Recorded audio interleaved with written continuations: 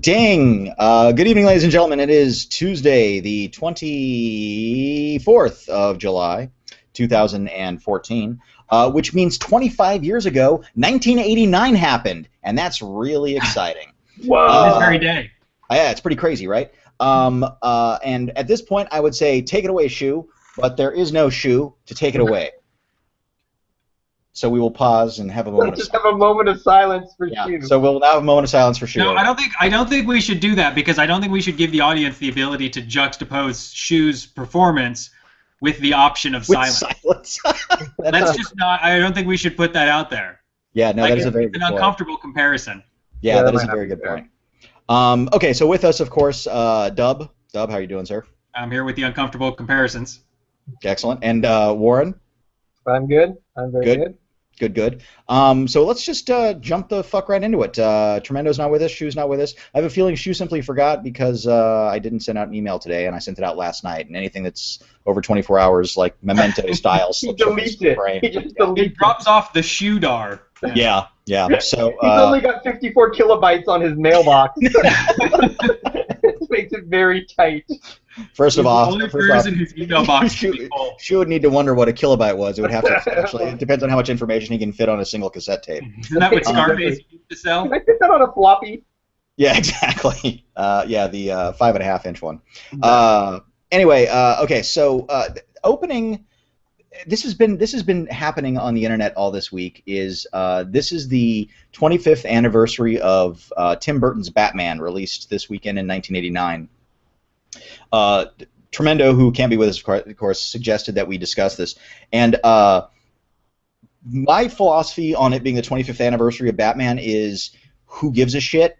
But that's just me. And Tremendo himself said he's not a huge fan of it. So I guess really quick on kind of let's do like a 1 to 10 scale on your feelings of Batman. So I mean, really for me, it's probably like a 6.5, 7, 7.2 at the highest. So, Dub, where are you at with it? I would probably rate it a little lower, but that's only because it kind of gets worse the more I see it. I was probably pretty big on it when it came out, and I think you're a little dismissive of the impact it had, of the sort of cartoon, not cartoon, the sort of superhero genre world that we're living in now. Yeah, certainly Superman was a hit, but it wasn't the mega hit that Batman was. Batman fed some weird pent-up urge at the time that I sort of remember being surprised at. And it was, what, was it the highest-grossing movie that summer? Was it no, actually, that year it was actually Indiana Jones and the Last Crusade. Yeah, you can't beat Indy, but it was number 2. Right. So it did sort of surprisingly well against a lot of heavy-hitting sequels because it fed this pent-up need that I don't think was being, I don't know, fulfilled. Fair enough. Okay. It was a hunger that was not being sated, that the public strove for superhero stuff. Sure, and what? So okay, go ahead. Sorry. Well, and no, you can interrupt me at any time. The quality of the film is debatable.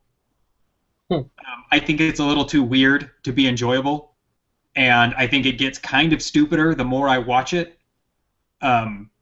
So over the years, it would probably be below a 5.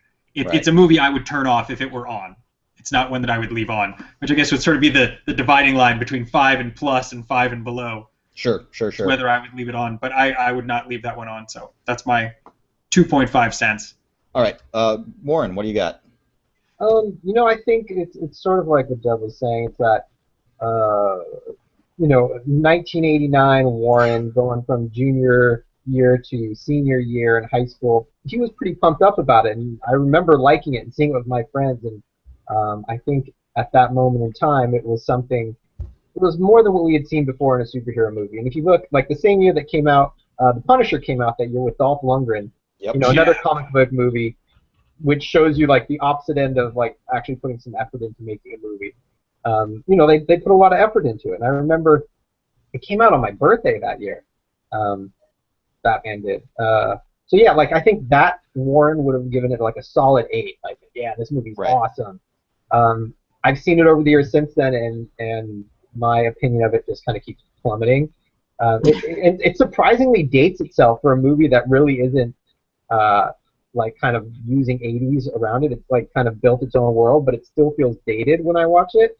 Yeah, it's definitely below a 5 now, and if it's on TV, I kind of click on the information to see if maybe they cut off the Batman Begins, like maybe it's that one, maybe I can watch that one, but it's it's usually not, and then I just don't watch it, Yeah, no, very fair. And joining us right now, and I'll tell you what, let me refute those really quick. I don't know how important it is, only because it didn't kick off a successful superhero move as much as the Blade X-Men combo of the late night or 2000. I wasn't saying it started like this big. No. In and of itself. Dub was. That's why. Yeah. No. I'm fine with everything you said, Warren. I think you're right on the money. No. Then lay into him. No, yeah. Dub's the jackass here. Take him out. No. Honestly, it's and I will give Batman this, is that it was taken seriously. It had wonderful production design, actually, and they did some very bizarre things, like having an entire soundtrack by Prince. The casting of Michael Keaton was this weird, huge deal at the time, and nobody knew if he could do it or not. Again, debatable. Fascinating choice, though. It had, and of course, everybody goes, Jack Nicholson is the Joker. He's just fucking Jack Nicholson in makeup. Jack Nicholson. Yeah. But our own Joker is here, John Schuster. 1989 Batman. You were around then. What were your barely? On a 1 to 10, rate that movie and give us a rating of that movie then and now. I listened to a little bit of you coming in. Apologies for being a little bit late. I had some difficulties connecting because I'm computer illiterate and was functioning from a computer from a 1989 computer standpoint as opposed to a modern computer standpoint, and so it kind of confused me a little bit. He was on the Whopper. So I'm not terribly. I think at the time when I saw it, I'd say 7.6, 7.7, and looking back at it, maybe in the 6.4 range. Okay.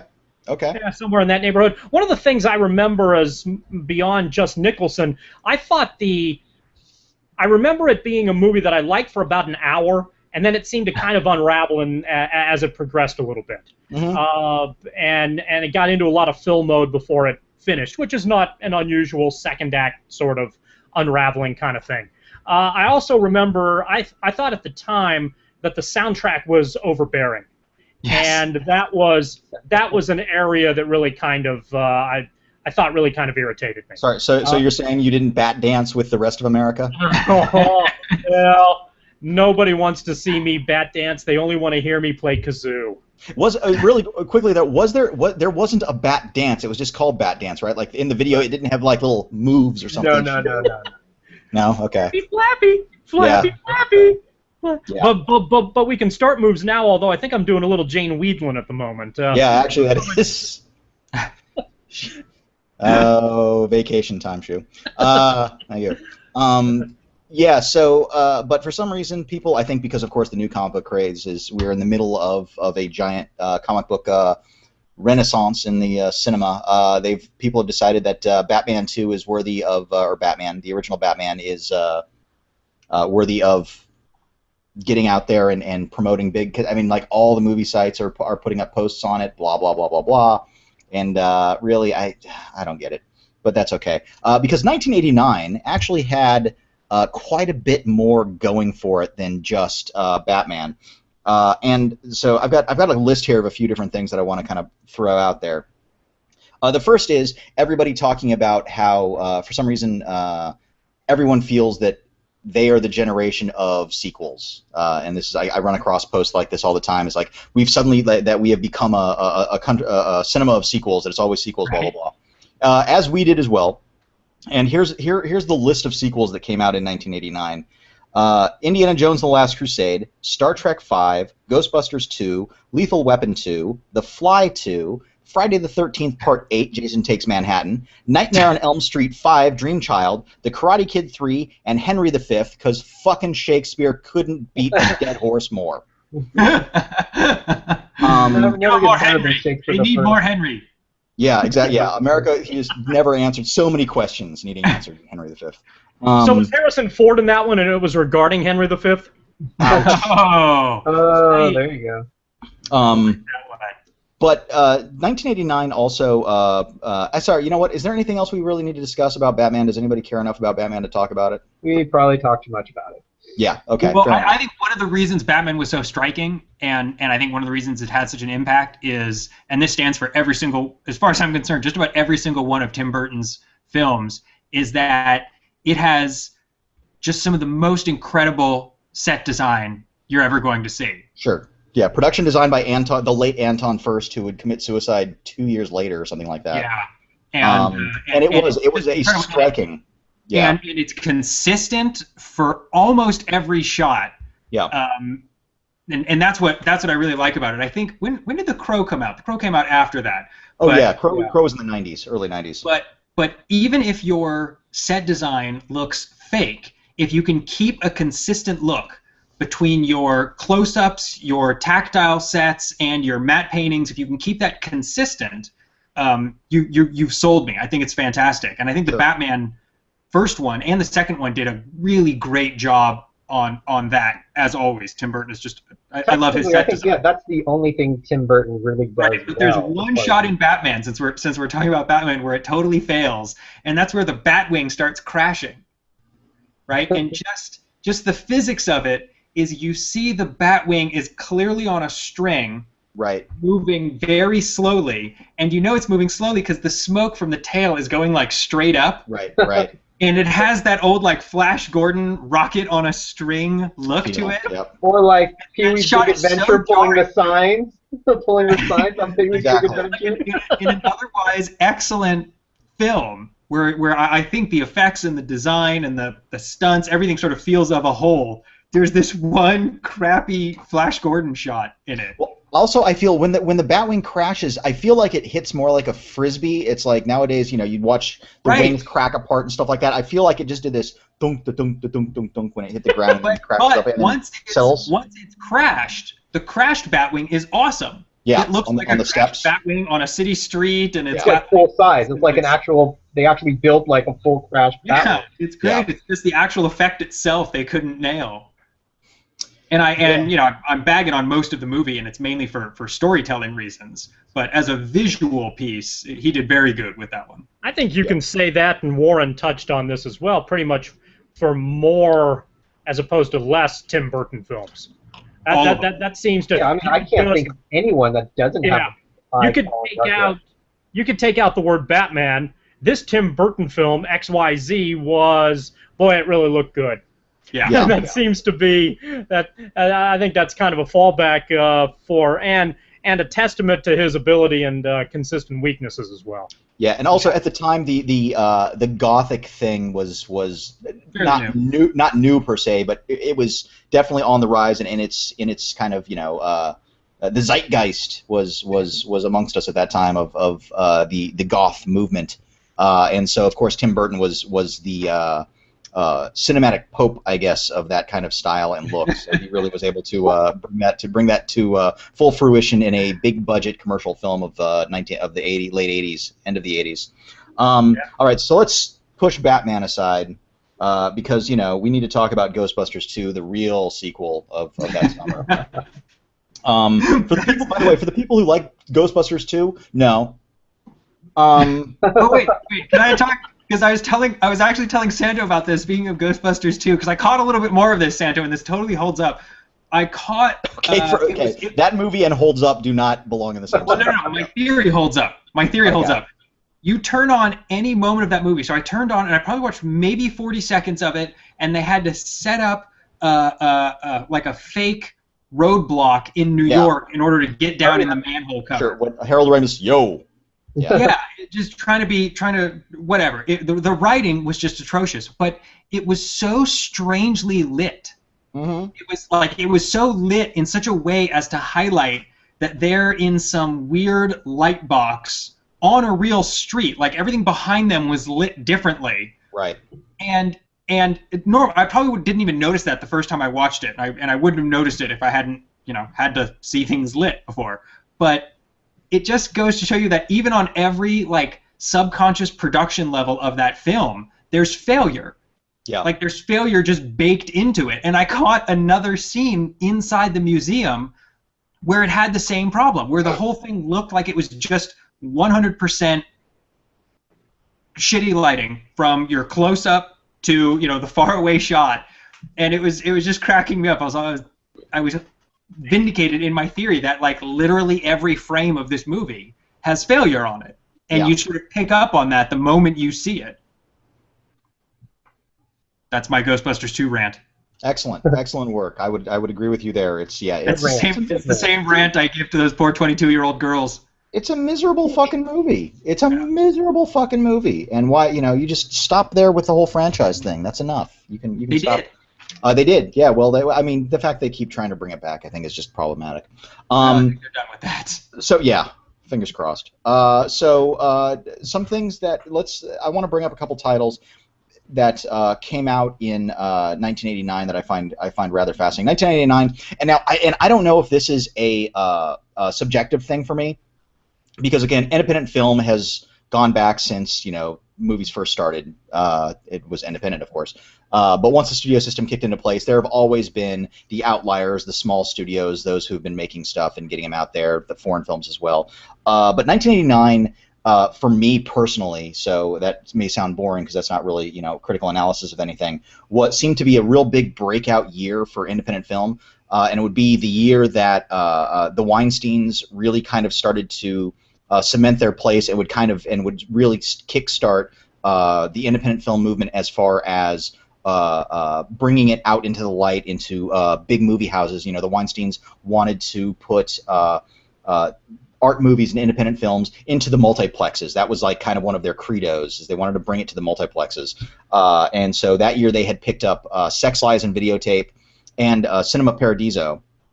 And so both leading to the Sex Lies and Videotape, of course, won the Palme d'Or. I believe it was purchased after that, and then released into theaters. And at the time was made for $1 million and ended up grossing $25 or $30 million, or some crazy sum. So it ended up being this huge success for them. And then, of course, Cinema Paradiso is now still considered kind of an Italian classic, sappy, fun film about films. But it also won the best foreign language movie that year at the Oscars. So it was kind of a real triumph for the Weinsteins that year, and that would kind of help them cement them, and as far as funding and financing to purchase more films and move forward with their stuff. But it felt like a real big kind of breakout indie year in 1989. And here's some of the movies that came out. Leningrad Cowboys Go America, Mystery Train, Drugstore Cowboy, Santa Sangre, Do the Right Thing. Here's one Dub's going to hate me for. Chameleon Street. The Cook, I don't the hate Thief. You're not that movie. Yeah, I know. Are you? Are you? The Cook, the Thief, His Wife and Her Lover, and True Love. And this was before the Sundance Film Festival was not called the Sundance Film Festival at that time. It was called the American Film Festival or Festival of America or some weird title like that. I can't think of it off the top of my head. So yeah, it was kind of it was a much bigger year than just Batman. At least it feels in this period of cinematic history. Considering the '80s for me kind of blew in a lot of ways as far as movies would go. The great ones you can count on a couple hands. That's about it. Also, whole episode. Yeah. Also the a certain theme that year that I think we all took notice of was water movies or underwater movies, because within a 3 to 4 month period, we got to witness that fine summer Deep Star 6, starring BJ and the Bears' Craig Evigan. Wasn't he Boz from Riptide? No. Oh yes, Boz from Riptide was in it as well. Yes, he was one of the things. Yeah. Leviathan with Peter Weller and Amanda Pays. Yeah. And then of course the only one that is probably held up and people would still are still fond of enough is James Cameron's The Abyss, which was his is still his biggest financial bomb. Yeah. But does it have, I don't know, is it a cult does it have a cult following, or do people respect it? I have no idea. Not really. I don't think so. I mean, I don't think it has much of a cult following. I think it gets played on TV. I really enjoy it. Yeah, I think it's one of the stronger films. Yeah, no guilty pleasure there. I think it's really good, and I didn't like it the first time I saw it because it doesn't have quite the action of some of his other movies. It's much more of a submarine story kind of thing. It's much more of a tension story. But it is the beginning of his use of those kind of special effects and things like that. Like a huge breakthrough in CGI with the water arm tentacle thing turning into her face and everything like that. That was kind of I mean, before that they used some CGI in Young Sherlock Holmes, and of course there was Last Starfighter and stuff like that. But for some reason, like a big kind of turning point happened to be the water arm, the water tentacle which moved into this, turned into the T-1000 later on in Terminator 2. Yep, that was the basis. Yeah, he pretty much found his bad guy. Yeah. Yeah. So really some fascinating films there. Sorry, the other one that I wanted to mention was When Harry Met Sally was released that year, a week before UHF. So unfortunately, UHF was lost in the shuffle. But when Harry practically the same movie. Yeah, they really are. I just want to say for the rest of our viewers, UHF is a movie. You've probably never heard of it. Yeah. Now I hate to say it. Actually, I think most of our viewers have probably never heard of the channel, like the actual what a UHF is. Like, none of our viewers know what the channel is. Of the spectrum. Yeah, they don't know what that is.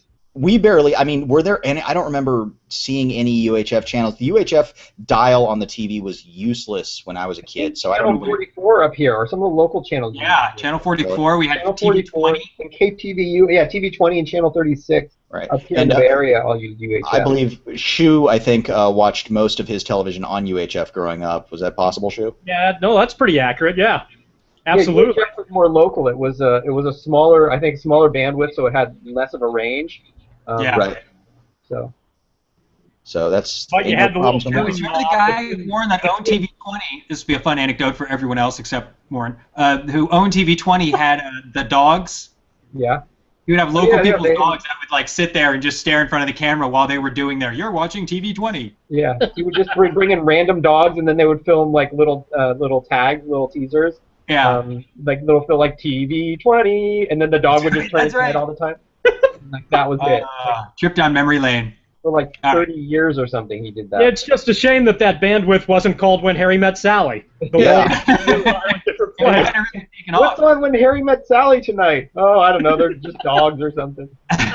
Yeah, it would have been a much more successful wavelength had they said Sally. That was quite a digression. But when Harry Met Sally. When Harry Met Sally was, I mean, to some extent, When Harry Met Sally did also talk about like changing of landscapes. When Harry Met Sally changed the romantic comedy, really brought back the romantic comedy in an odd way. Yes. You know what's kind of funny is the way we were talking about buddy cop movies earlier. It's like this is what romantic comedies became, all trying to copy When Harry Met Sally, the way buddy cop movies were trying to copy Lethal Weapon years earlier. Yeah, that was in the midst. That was in the midst of Carl Reiner's unprecedented creative run. Yeah, that would be Rob Reiner. What did I say? I said Carl Reiner. Rob Reiner. His father. Few directors have had a string of successes like Rob Reiner did in the 80s. Yeah, it's actually pretty bizarre to think of where he's at now. He was a director of his time, and during that time, in a weird, I don't want to call. See, I suspect there are a lot more directors out there who fall under that window, and it's kind of an artistry that's specific to a period of time. Right. It falls under the category of timing is everything, and I think, Santo, that's pretty much what you were getting to. But I bet if we delved into this a little bit more, you could find a lot of that. You could find a Reiner for every decade. from the 30s, the 40s, the 50s, the 60s, and probably now. You can find those guys who have a little block of time where it's all just right, and eventually it kind of drifts away. I think music's the same way. And, Sure. and Reiner's kind of like a Hollywood directorial version of a pop music artist who's relevant for a 3 to 5 year period. Right. Well, Yeah, I but I mean, disagree. I'm going to give Reiner. Are you going to rattle them off, Aaron? I mean, I was going to rattle off like Spinal Tap, Sure Thing, Stand By Me, Princess Bride, Girl by Right, Mama so- from the Tree. And So then he when had you're talking he also had about- he also had a few good men in Misery, and I think what Misery, was Few Good Men, Sleepless in Seattle, no, The Sleepless in American Seattle President, was- which I like. Yeah. yeah, that's right. The American President was his. Yeah, what's interesting about Reiner though is that like John Carpenter had an incredibly good run for just over a decade. I was looking at his resume one day, and it's like starting from Halloween all the way through Mouth of Madness, I believe. There's like one hiccup in there. I want to do a whole episode on him. Maybe next week. Yeah, we'll have to look into that. But Rob Reiner had this odd thing of not really being nailed down to a specific genre either, which was kind of bizarre. Amazing. Yeah, Ghosts of Mississippi, which I think is a good movie. I like No, you're wrong. That's where it ends. It ends that. Really? I like that movie. Wait, but Ghost of Mississippi was after North. North was his that was his. Yeah, that was his Waterloo. Crash You're right. I North. forgot about North. That was his Yeah, Confabulous North, Fraptraption. Oh, That well, Roger. Well, that's just it. They were all kind of confabulous Fraptraptions. Like, Yeah. they were all movies that shouldn't have been from the guy that made Spinal Tap, from Meathead. Meathead should not be producing Misery. But he made, I mean, each movie he made hit its own weirdly awesome tone within the genre he was working. So Few Good Men was a great drama. He had a great script, of course. I mean, he always did. Princess Bride, that movie could have derailed quickly. Misery was, very effective. It's just everything he did amazingly. And he did it for like a decade straight. Like, he cranked out like 10 movies in a row in a bunch of different genres, from thriller to romantic comedy to political romantic comedy, I guess. Less romantic comedy. And he Robert just Former child did it star? excellently. He made it look easy for so long. I think few directors genre hop quite that effectively while they're still owning that period of time. Fair enough. I'll go with that. I'll buy that. I was trying. Well, I was actually, while you were talking, I was running through my head of because the other person that was awkwardly kind of tangential with him was his ex-wife, Penny Marshall. Yeah. Who was, and I was trying to figure out if there's, because she had the Jumpin' Jack Flash, Big, Awakenings, A League of Their Own, and I feel like there was one other in there before she hit Renaissance Man. Yeah. But and again, a much kind of shorter period, and I was trying to figure out. But I mean, she definitely kind of leans much more towards the melodrama comedy level on that stuff. I bet there's an interesting investigation as to whether or not gender politics played a role. She may just not have been able to get the work. It's possible. As time went on, because she proved herself in several genres as well. She should still be cranking out movies regularly. Rob Reiner gets to make some god-awful films these days. Yeah, People he's still write him, based on the films I've seen, 5-6-figure checks to make movies. Right. Well, I mean, however much we want to kind of make fun of or puke upon the bucket list, it made money. I mean, it had its audience. It attached itself to an older generation in a way who found it entertaining, I guess, and it has leaked enough into pop culture that everybody still refers to bucket list. And I don't know how popular that term movie. That was a thing in pop culture before they named the movie. That's why Sure. they called it that. Although technically, I hadn't really heard too much about it until the movie came out, and then all of a sudden it seemed like everybody was talking. I was going to say, yeah, it's like saying pay it forward. I don't know how popular that phrase was until that movie came out and tanked. I'm not saying it didn't exist. I'm just saying I didn't hear it as much. Okay. Can we just be very, very clear that Bucket List is a way better movie than Pay It Forward? Can I just be on record with that? Yeah, no, I'll give you that. You can. We should actually start a record so that when we go on record, we can refer back to it later. Make like a Google Doc or something. You're in charge of the kazoo and the stenographer. The record keeper. So, Big court things. Really? Okay, so let's move on to our essentials of. Wait! I want to finish up. I want to finish up a 1989 moment. Okay. Director of Honey, I Shrunk the Kids. Yes, Joe Johnson. Joe Johnston, who went on to direct Rocketeer, Captain America, Rocketeer, and made his way all the way into Captain America, the First Avenger. So he made it from there into the Marvel Universe. Did he also do Wolfman? He did do Wolfman. He also directed Jurassic Park 3. Yeah. So you know. Yeah, he stumbled a bunch of times. Yeah. But he still works. I like his look. I don't think all of his movies have hit, but I like his style of direction. I agree. He's actually very good at creating an atmosphere, no matter what the time period is or kind of zone. Yeah, he hasn't hit, but I feel like he's taken the work, and I feel like he's a stone's throw away from some kind of Mighty Joe Young. Yes, he did do Mighty Joe Young. They're not all awesome. Yeah. That just popped into my head. I was like, wait, that's that guy, right? Yeah. Yeah. Also, one of the movies I did not mention, and every time I run across it, I keep going, oh, right. Major League came out in 1989, which is not exactly a great film. I just actually rewatched it because it came out streaming on Netflix, and it's one of those movies where where there's not a frame of that movie where you can't tell where it's going.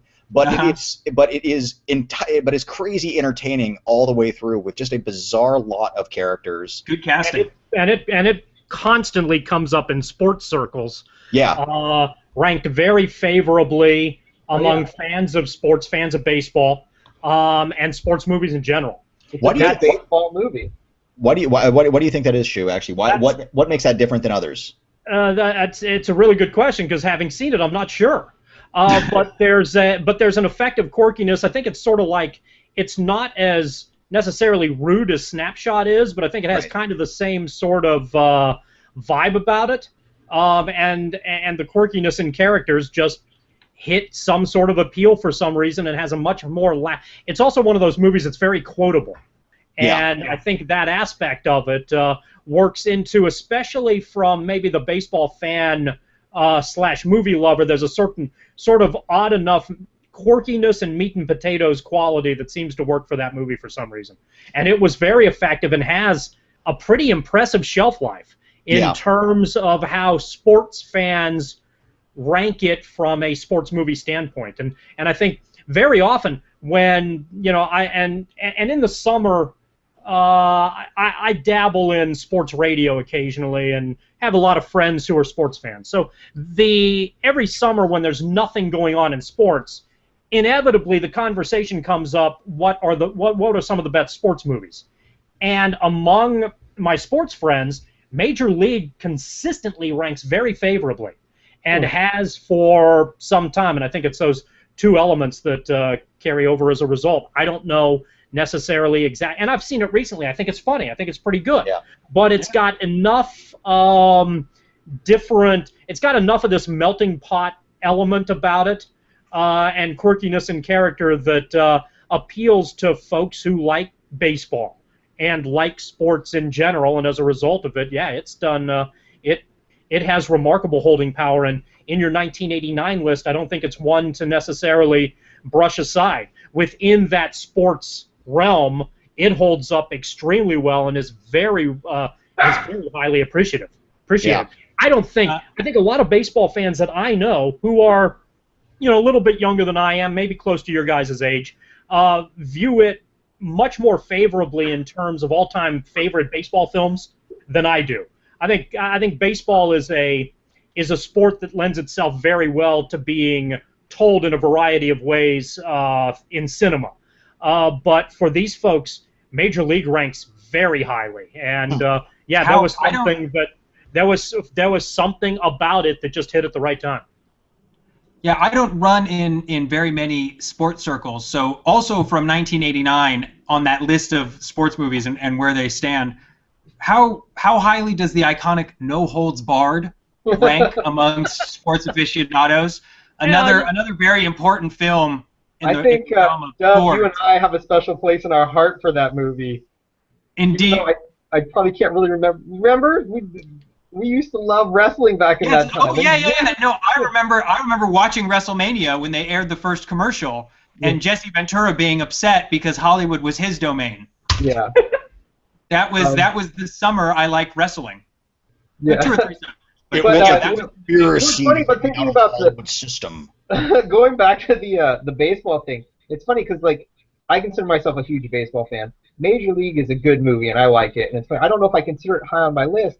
Like another movie that's high on my list is also this year is Field of Dreams, which Right. a lot of people call it a baseball movie, but there's not a lot of baseball in it. Like baseball is the topic, baseball is the subject, but there's no like they're not playing baseball games really. But its soul is in baseball. You know, exactly. It's about the relationship with the father and son, their connection. Field of Dreams is one of the examples of how baseball, how the familial bonding nature of baseball lends itself well to cinema. It isn't necessarily a baseball film, so to speak, but it's not a sports film. You couldn't do that with hockey as a backdrop or football as a backdrop or any other. Baseball works as a backdrop in what's a really good movie, and I think it's an example of why baseball works as a transitional foundation for cinema. Why they work as well as they do. Field of Dreams is the perfect example of that. Major League's a goofy comedy that could work with any sport, and has worked. It's worked with Caddyshack. It's worked with Slapshot. It's worked with a number of different athletic endeavors. Field of Dreams could only work from a sports standpoint with baseball as the backdrop, and it's that sort of nostalgic quality that lends itself well to the filmmaking process. Yeah, and the part that bothered me of like my problem with Major League is, as a baseball fan, is the way they played the game. It was like they did it too much, and it just looked fake. Like it just didn't look like baseball players. It looked like actors trying to play baseball. You know. Sure. So as a huge baseball fan, that was the only part. Like I still loved it, and it still made me laugh, and I still think it's hilarious. But that's the part that was like, kind of makes me cringe, watching them play baseball. So I mean, but and they can do it right. Like they play it right, or it looks better in 8 Men Out or The Natural. But maybe it's because it's old-timey kind of game. It's like that's sort of how you see it. My vision of it is in black and white in the old film and stuff like that. Right. So it looked a little different. Speaking of baseball, the Cardinals just lost, so I'm pissed. I'm going to be pissed off for the rest of the show. I'm just warning you in advance. Cool. Fair enough. Angry Shoe. I was going to say, it's so unusual, isn't it? Finally, we get Angry Shoe. What a surprise! Oh no, he's angry. How will we deal with it? I think he's usually so happy and jovial. I think since we've decided that apparently Major League was the movie of 1989 and not Batman. One of the things actually about Major League that when I recently rewatched it that really struck me was the individuality of character. Like every character in that film has its own complete life and belief system and everything else within his grasp or within that character, and I find that very bizarre in very kind of basic strokes too. You've got the weird quasi-racist pitcher who's always taking on. Oh, and a couple of very solid actors came out of it too. Like it was Wesley Snipes kind of did. I don't know if it broke him out per se, but it definitely got him noticed. Willie Mays Hayes. As Willie Mays Hayes, yeah, he hits like Mays, runs like Hayes, or vice versa. The gentleman who's doing the Allstate commercials, who was the president. Dennis Haysbert. Yes, exactly. Fuck you, Joe Boo. I do it myself. And he has one of the more popular one of the more lasting lines in this film.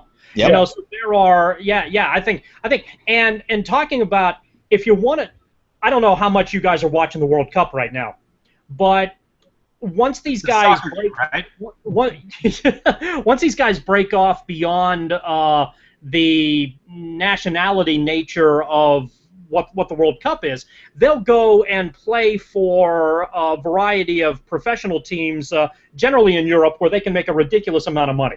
In the UK, in Spain, in Italy, Germany, the Premier League clubs, the highest level clubs there, pay a lot of money.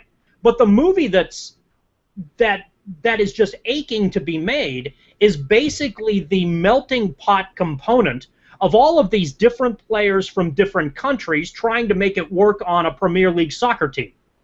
and it would be very much you'd have a guy from the Ivory Coast, you'd have a guy from Spain, you'd have a guy from the States, you'd have a guy from the UK. You could have this weird kind of international element that takes place that probably actually happens on all of these on all of these highest level teams, trying to find playing time, trying to make it work, having all their little cultural idiosyncrasies thrown into the mix as well. You could probably make a pretty good movie based on the English Premier League or some of these other countries' higher leagues, very similar to what Major League did with its melting pot aspect. Wasn't that just the Sylvester Stallone, Michael Caine movie Victory? No, because there was prison. Oh yeah, that's right. That was World War But they all came together. But it did have Pele. So and he did a bicycle kick at the end that even made the Nazis stand up and cheer. Yeah. What are the chances that that movie exists, Shu, in some other language? Maybe it does. I bet it's out there. To a degree, I'm surprised it doesn't, or that I don't know about it. It seems like a fairly simple, based on what I'm seeing with the World Cup and the recognition of the best from other countries making millions upon You think basketball players make a lot in the NBA. Compared to the highest rung of soccer, it's laughable.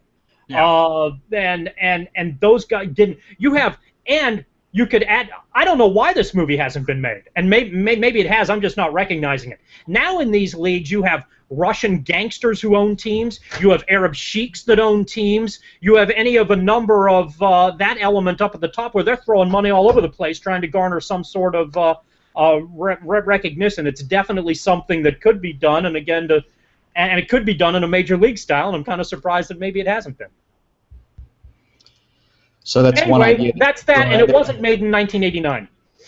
No, it was not made in 1989, and you've given away a good idea. Thanks, Sherry. It wasn't made in 1989 yet. Yeah. So, anyways, okay. So then we'll move on to the other big classic, One Gleaming the Cube. Now, let's move into our essential. All our cube gleamers gone. Yeah. Whither the cube gleamer. And considering skateboarding is so big today, I don't know. 89 also saw 2 John Candy movies. Yeah. It's funny. I was actually looking through. There were actually quite a few actors that came out that year. Not only was Michael Keaton in Batman, but he was also in the Dream Team. Nobody remembers that one, do they? It's they're all crazy. And then Chow Yun-Fat had like 3 movies that came out that year, which actually is kind of lazy for them. Right. I was gonna say most Hong Kong actors are. I think that was a week. I think that was just a week in 1989. Yeah. Hong Kong actors tend to do 32 films a year. Also, Paulina Poroskova made the now famous Her Alibi.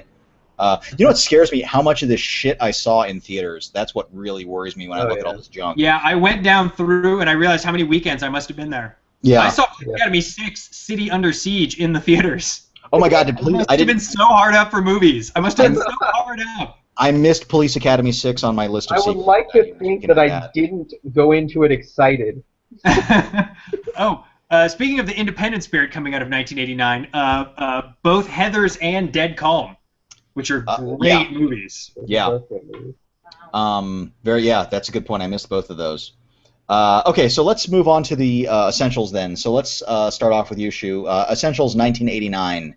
Go. Can you recognize the T-shirt that I happen to be wearing at the moment? I hate to say this, you're very low res. It's not what I was thinking originally. I thought it was Jean-Luc Picard. That's what I thought. No, not quite. That's Takashi Kitano. Oh, okay. I know where. Go, do it up. This is Violent Cop. And I consider Japanese film came out and it's an interesting paradox to something that Santo talked about just moments ago with the Chow Yun-Fat phenomena. One of the movies that Chow Yun-Fat was in 1989 is one that I also consider an essential, The Killer. Okay, the Killer played, I think, a major role in being another example of how international cinema could break through and they could do some very interesting things. And I would argue that it is the movie that turned the action genre on its head. Because it showed that you didn't need to have 9-figure budgets to make a great action scene. And it it illustrated that in that movie, John Woo could choreograph an action scene as well as anybody alive. And maybe, I think you could argue favorably, as well as anybody who's put an action scene together, that was Woo's strength, and Chow Yun-fat was the perfect vehicle for the chaotic nature of what The Killer ultimately is. And I consider it one of the must-watch action films, okay? However, also in Asia at the same time, Katashi Takano starts to make a name for himself as well in a movie that I think we saw probably a couple years later called Violent Cop, which sounds like a Hong Kong film title. But the thing about Violent Cop that to me is the most interesting is that this movie is much more paced like a Japanese film. Relatively slow, relatively methodical, but it has the same pacing from the first frame pretty much until the last frame. And the thing that jumps out about it is when it gets violent, when those scenes are sprinkled throughout the movie, and there aren't that many of them, there are 2 or 3 action scenes that are kind of intense. But the reason they're intense is that because they're presented in exactly the same way as the rest of the film. There's no additional music, there's no additional pacing, it just is. So it's like everything else in this movie. There's nothing different about the violence than there is just a normal conversation with somebody else. And that creates this weird kind of eerie tension about it where it sort of gives you this feel of this is just the way life is. Sometimes there's nothing that happens, and sometimes there's a lot that happens, and between both of them the difference isn't all that much. And it's a phenomenally atmospheric film, and his portrayal in it, I think, makes it an absolute must-watch. He's done some great cinema since then as well, is an excellent talent that I know a lot of folks are very aware of, but as far as his introduction is concerned, Violent Cop, which was released in '89, I think is absolutely essential to check out for a different kind of tone and a different presentation of what violence is. Yeah, I agree 100% actually. Yeah, Violent Cop is a great film. And it's bizarre because it's, one would almost say it's like the antithesis of a Dirty Harry movie in an odd way. Right. But it's great stuff. And yeah, that was the first movie, I'm sure that was the first movie we were introduced to. I'm guessing it wasn't Mike, but I'm guessing it had to be Mike Plant that brought that to us. Along with Fireworks was the other one of his, and Sonatine were like the big three of that era.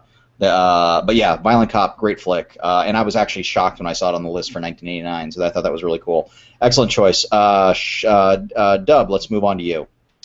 I was a little bit torn because I kind of wanted to go with Weekend at Bernie's, which came out in 1989, and I think paved the way for a lot of stupid comedy that was not sort of sexual or juvenile in a lot of ways. Like it had a lot of that, but this was trying to find new ways of being tasteless. So I thought in that sense it was sort of groundbreaking. But I'm gonna play it safe, I hate to say, and say an essential film. Huh? Thank God. Yeah, is the Little Mermaid. Oh yeah. Which came out that year and represented a real sort of turning point for not just Disney, but I think animation in general, what the public had come to expect from animation. And it was the start of an ever increasingly high bar and level of expectation in terms of storytelling that you would expect from these Disney movies. And yes, it had songs and spectacle, but a lot of them have had that for a long time. But it was just so much more effective, and it paved the way for that sort of second golden age of Disney. Yeah, it was definitely the beginning of the Disney Renaissance, because I mean they had been stumbling for quite a while with the Oliver and Companies and the Dark Cauldrons and their Black Cauldrons and the Sword in the Stone. Oh yeah. They just weren't relevant. They weren't relevant in a filmic sense. So they really came back with their animation department then. And I don't think it's the best from that era, but it's a really good movie and a really influential film going forward culturally. Fair enough. That was not a sequel. But I guess technically it was a remake. And Weekend at Bernie's is more original. Weekend at Bernie's. I'm going Weekend at Bernie's. Yeah. Okay. Well, because of the lasting impact of Jonathan Silverman and Andrew McCarthy, I can completely understand in the end why you decided to go with that. I believe they just got their star on the Hollywood Walk of Fame and are being inaugurated into. Jonathan Silverman was in a hit NBC show that was on after Friends like 6 times. So I think he's doing okay. Which by NBC standards is definitely a hit. I think he's going to be just fine. How many times have you been on After Friends? Yeah, right? Times less than that. He can't even count the number of times he's been on After Friends on one hand. That show was called The Single Guy, by the way. Yeah. Thanks. Yeah. You'll find the link in the show notes below. How many times Santo tries to delete it? I'll put it back in. That's gotta be lucky. Single Guy. All episodes are on YouTube, by the way. Anyways, you can actually find the Single Guy. Every episode of The Single Guy on YouTube without commercials. YouTube.com/The Single Guy Guy. No, I'm sorry, The Single Guy Guy. Oh my God, we need to register that right now. We totally need to. It's the Single Guy fan club. That's it. Single Guy, the single guy. Not accepting any friends. Like, you can't subscribe to my channel. You can't like the Facebook page. Everyone who likes it, blocked. The web page is just a picture of me and Jonathan Silverman, and that's it. That. The single guy. That's nice. I like that. Okay. Get to work on that. Moving on, Mr. Warren, what have you got for us? Well, Angry Shoe took mine. The Killer, I think, was clearly my favorite movie of that year. Well, actually, he did take Violent Cop, so you officially can take it. Yeah. Okay. Well, I'm gonna go with The Killer. Just because it was, John Woo had been directing a lot of movies since then because he worked in Hong Kong, so he was directing movies every day. And he had a bunch of, I think Better Tomorrow and Better Tomorrow 2 came out before that.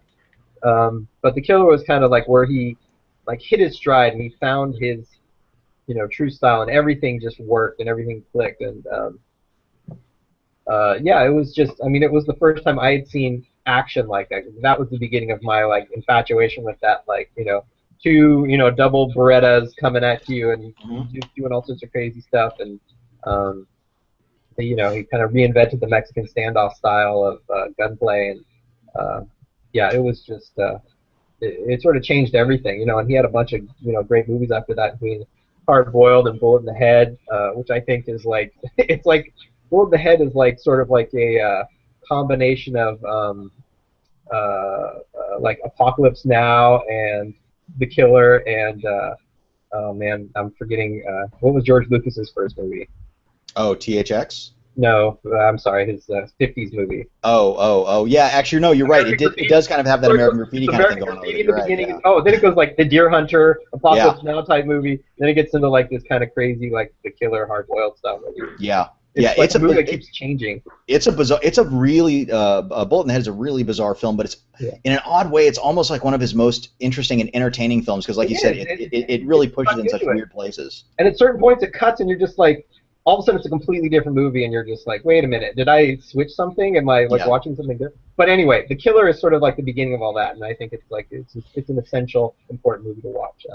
In an odd way, also, it's The Killer helped redefine action cinema until Bullet Time. It's like the whole slow motion thing. Everything about that kind of pushed the way action films needed to be made, and no American could ever do it. I think probably because of safety rules. Yeah, but the sad thing is that when John Woo came to America, and I think we've talked about it here, every one of his movies in America that he's directed in America has sucked. He has not made a good movie since he's moved to America, as far as I'm concerned.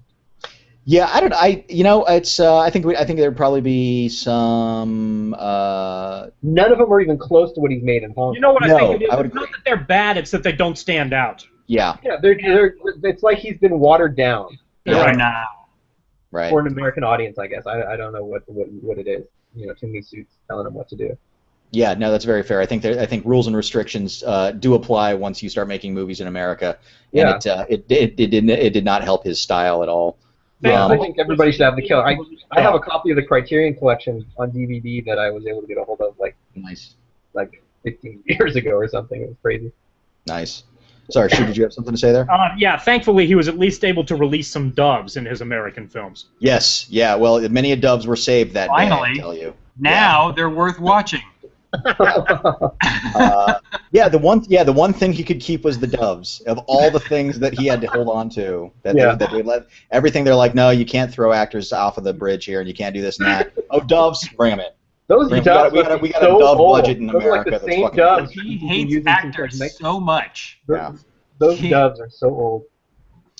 Yeah, it's impressive. I don't know. It's strange. You would think that they would be able to find ways to actually give him what he wanted in an odd way without putting people in danger. But then again, I guess if you're going to stick your face into a fire to light your cigarette, I guess you can understand there's going to be some risk. The Killer, when I rented The Killer on a whim at the local video store here, and watched it 3 times the night that I rented it. Yeah, I can. Yeah, I think I was probably around the same way. Yeah. It's and that's a very rare thing for me. Yeah. I think The Killer is a better movie. I think Hard Boiled might be a better action movie. I think The Killer is an overall better movie. Okay. Because those are kind of like my 2 favorite, and I think they're most people's favorites of his. I'd go back and give Better Tomorrow a watch too. Another watch. Better Tomorrow's great. Better Tomorrow's pretty damn good. Yeah, no, Yeah, and in my sick angry shoe, and Warren, I think obviously you're making The Killer an essential is an absolute. It's an excellent choice. Bullet in the Head is one of the 3 movies that consistently makes me cry. It's heavy. It's a heavy movie. It's surprising because you don't expect it from this kind of movie. Like a Futurama episode.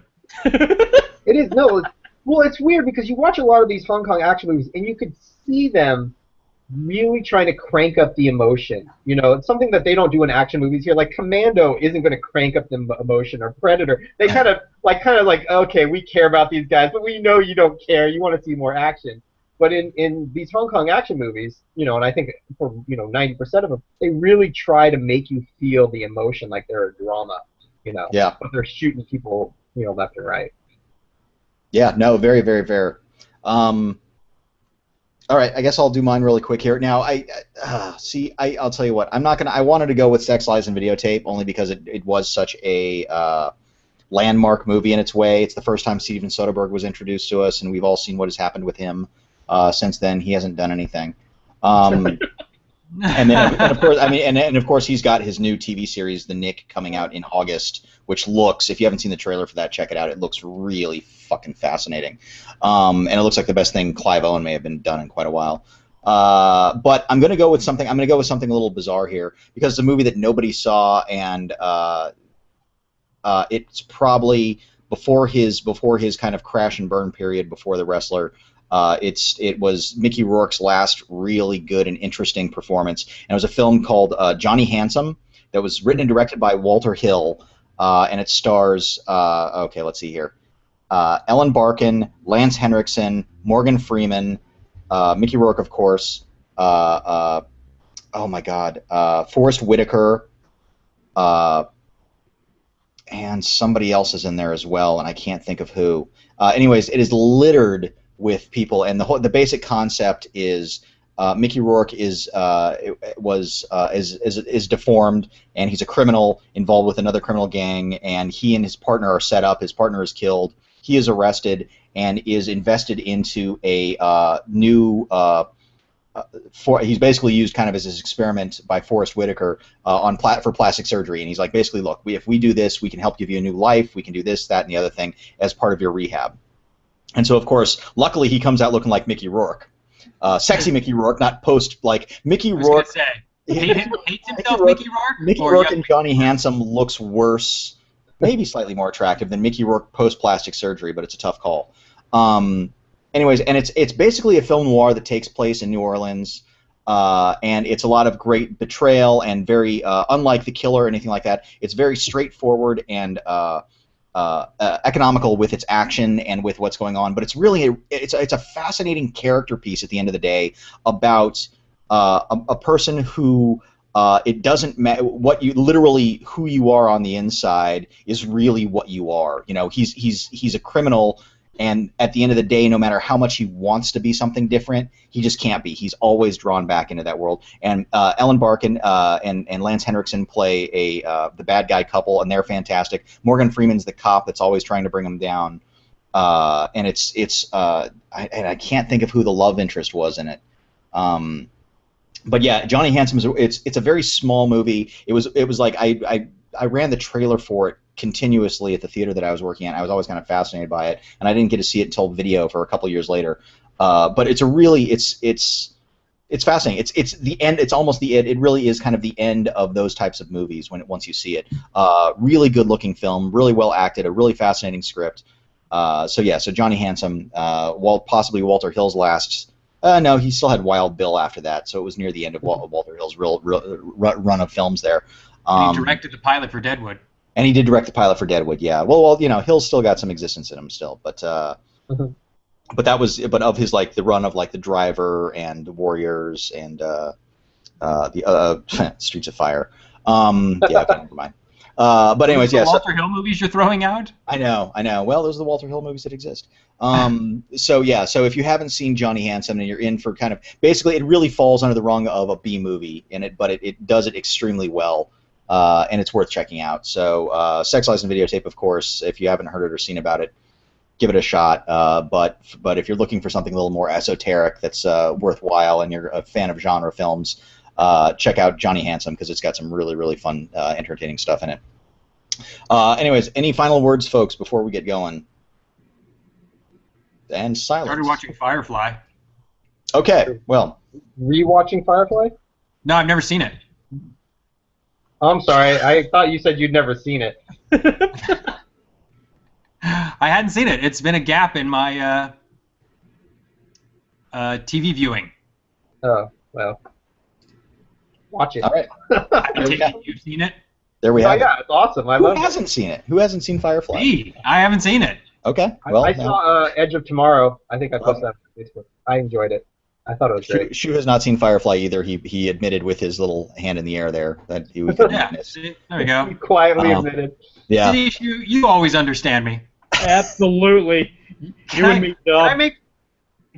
Yeah. Well, I want to make a point about Edge of Tomorrow. Have you all seen it? Yes. Yes. So Edge of Tomorrow actually has one of those issues like that shot in Batman that takes me completely out of the movie. And my issue is the way the aliens move in that movie seem to defy physics at the level of things like gravity and air resistance and stuff. and in this movie that does what I think is a really good job of giving you a real visceral sense of combat and war. Stuff is muddy and bloody and dirty. I mean, not Tom Cruise's face, but other people. They get really muddy and bloody and dirty. And you're in sort of the muck, and it's got this sort of sci-fi D-Day thing going on. And then these aliens come out, and they're like cartoons on top of the real world. And I was thinking, as I was watching, I was like, you know, even the cartoons in Who Framed Roger Rabbit had more physics than these creatures do. And it like completely kept taking me out of the movie, which otherwise I thought was perfectly fine. It was exactly what I thought it would be. It was a sci-fi Groundhog's Day. It was a summer movie, yeah. That's what I was thinking. Like they took Groundhog's Day script and like just kind of put sci-fi on top of it, and that's what it was.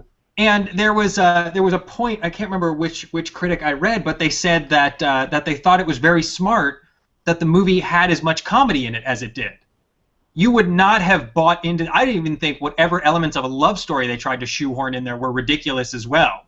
Like it should have just been funny and action, and time travel, good time. Like to try and get, you know, the character was going to arc naturally because they started him as such a weenie. So you don't know how long he's been going through that. Like that's the thing. Like you know, it's one of those things. I have the same thoughts with Groundhog Day as I did with this. Like I thought the time travel was kept very simple. Yeah, you know? Absolutely. And you know, because the more you start playing with time travel, the more things fall apart. But the enemy, really simple.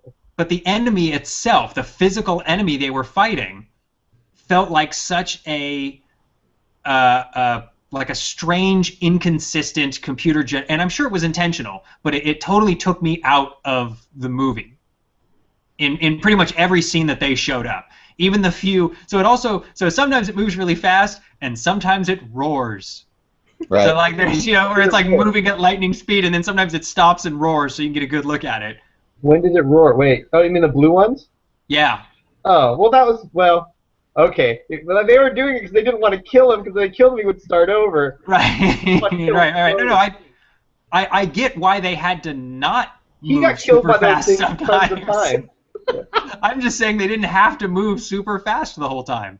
No. And the other movie really, so we don't get too much into that one. The other movie I want to throw out is I do think X-Men Days of Future Past is my favorite X-Men movie. And I want to point out to Santo that's 2 time travel movies I have seen and enjoyed.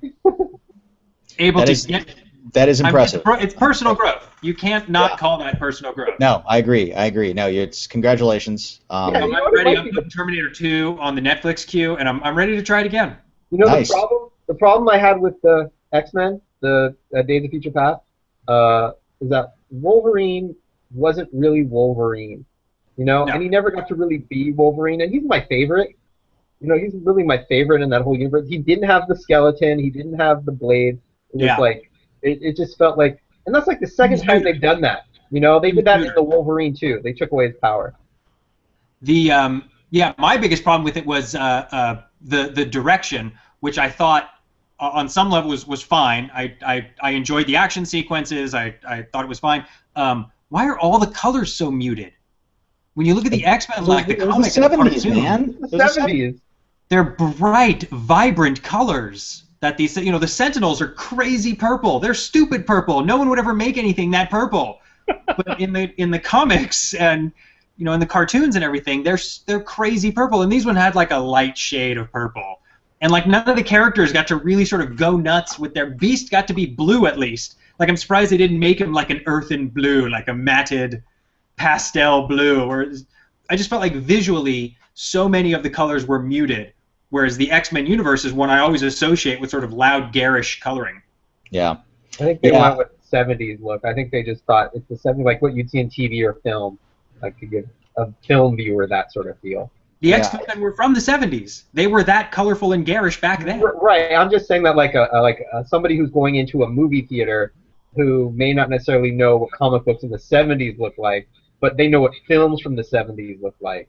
And they would probably. I mean, I'm just trying to think. I would agree with you 100%. They were going for something to give it much more of a 70s feel look with the film stock and everything else like that. Yeah, rather than it felt too safe and it felt a little too boring.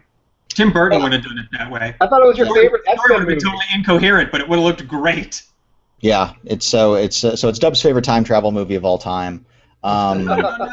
Really, honestly, for me, I think my problem with all the X-Men films now is just I'm really tired of the whole government thing.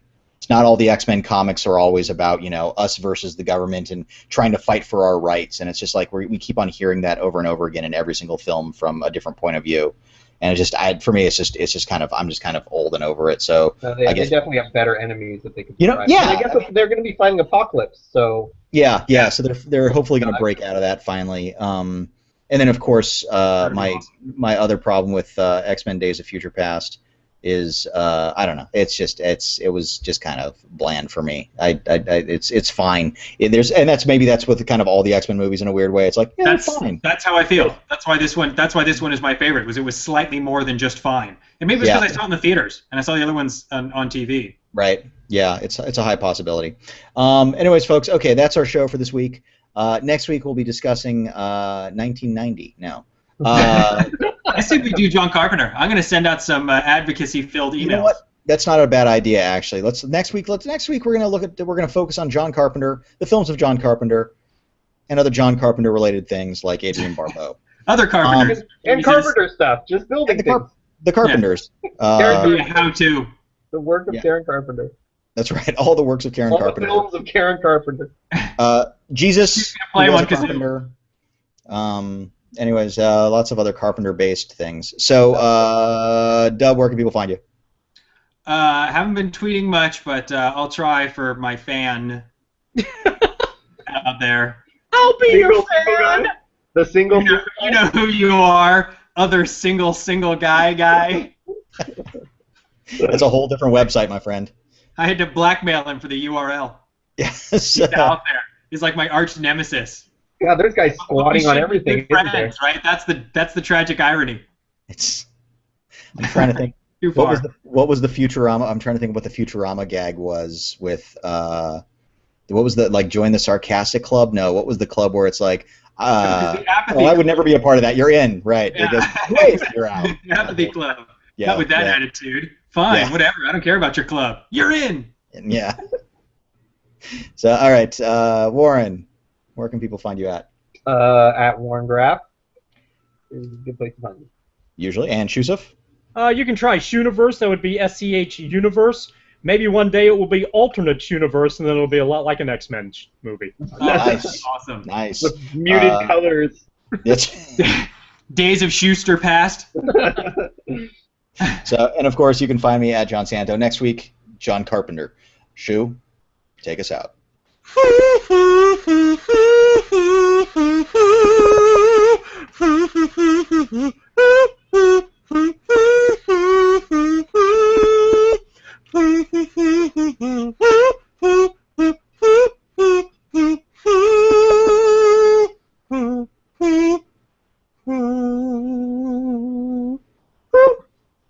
Very nice. Good night, folks.